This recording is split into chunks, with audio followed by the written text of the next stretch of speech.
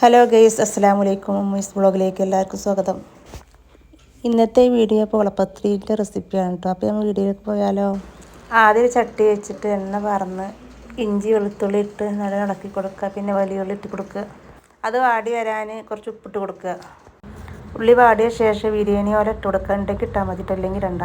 ഇനി തക്കാളിയും കറിവേപ്പിലയും ഇട്ട് കൊടുക്കുക. എന്നിട്ട് നല്ലോണം മിക്സാക്കി കൊടുക്കുക.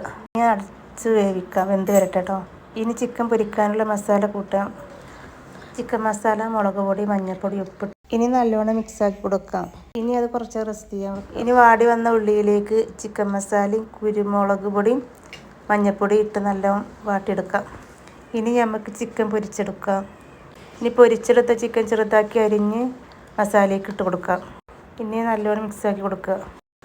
ഇനി മിക്സിൻ്റെ ജാറെടുത്തേക്ക് കുറച്ച് മൈദപ്പൊടിയും കുരുമുളകും പൊടിയും ഉപ്പും ഒരു മുട്ടയും കുറച്ച് പാലിട്ട് മിക്സിയിൽ നല്ലോണം അടിച്ചെടുക്കുക. ഓരോ ദോശയായി ചുട്ടെടുക്കാം. ഇത് ഓരോന്നും കട്ടിയില്ലാതെ ചുട്ടെടുക്കണം കേട്ടോ. ഇനി ദോശയൊക്കെ ചുട്ട് കഴിഞ്ഞ് നമുക്ക് ദോശ മുക്കിയെടുക്കാനുള്ള ബാറ്റർ ഉണ്ടാക്കിയെടുക്കാം. മിക്സിൻ്റെ ജാറെടുത്ത് അതിലേക്ക് 2 മുട്ടയും കുറച്ച് മൈദയും കുറച്ച് പാലും കുറച്ച് വെള്ളവും കൂട്ടി അടിച്ച് ബാറ്റർ തയ്യാറാക്കാം.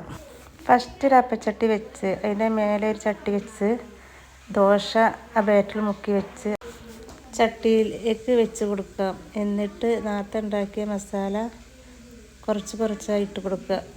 ഇനി നമുക്ക് ഇങ്ങനെ ലെയറാക്കി ഉണ്ടാക്കിയെടുക്കാം. ഇനി ലാസ്റ്റ് ഉണ്ടാക്കിയ ദോശ അതിന് മേലെ വെച്ച് ബാക്കിയുള്ള ബാറ്റർ അതിന് മേലെ ഒഴിച്ച് കൊടുക്കാം.